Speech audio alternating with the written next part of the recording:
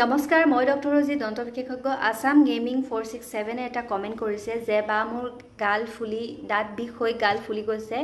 আৰু দাঁতটো উঠাই দিব বিচাৰো কম ইয়াৰত দাঁত উঠালে কিবা প্ৰবলেম হ'ব নেকি নমস্কাৰ আপোনাৰ বয়স কিমান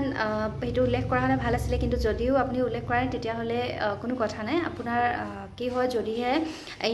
ইনফেকশন হৈছে আপোনাৰ দাঁতটো পোকে খোৱা আছিল নতুবা আপোনাৰ দাঁতৰ আলুৰ সাইডৰ পৰা ইনফেকশন হৈ দাঁতৰ আলুটো ফুলাৰ কাৰণে আপোনাৰ গালখন ফুলি গৈছে আৰু দাঁতটো বিষ হৈছে তো ইনফেকশন হৈ থকা সময়তে তোমাৰ দাঁতটো উঠাব পৰা নাযাব ইনফেকশনখিনি যদি অলপ আৰাম পোৱা যায় ভাল হয় তেতিয়া হলে তোমাৰ দাঁতটো উঠাব পাৰিবা কম বয়সত দাঁত উঠালেও কোনো ধৰণৰ প্ৰবলেম নহয় কিন্তু যদিহে তুমি কি হয় দাঁতটো উঠাই দিয়াৰ পিছত যেটো গ্যাপ থাকে সেই গ্যাপটো যদি নতুন দাঁত নলগোৱা তেতিয়া হলে খালি ঠাইৰ ফালে আমাৰ কি হয় ভাল দাঁতবিলাক বা তাৰ ওচৰ পাজৰ দাঁতকিটা মুভ কৰিবলৈ লয় যেটো আমাৰ দাঁতকিটা কি হয় খালি ঠাই পালে ইফালে মুভ কৰি লয় তো এই কাৰণে কি হয় দাঁতটো উঠাই দিয়াৰ পিছত তুমি লগাই দিব পাৰিবা কোনো ধৰণৰ বিশেষ অসুবিধা নহয় কিন্তু তথাপিও মই এনেকে তোমাক নোচোৱাকৈ সঠিক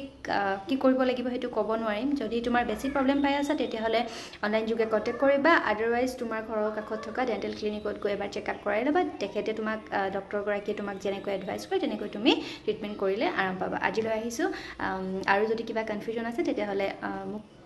কমেন্টত কমেন্ট কৰিবা নাইবা তুমি অনলাইন যোগে কন্টাক্ট কৰিব পাৰা ফোন নম্বৰটো মই শ্বেয়াৰ কৰি দিছো ভিডিঅটো চোৱাৰ বাবে ধন্যবাদ আপোনালোকৰ যদি কিবা ডেন্টাল ৰিলেটেড প্ৰবলেম আছে তেতিয়া হলে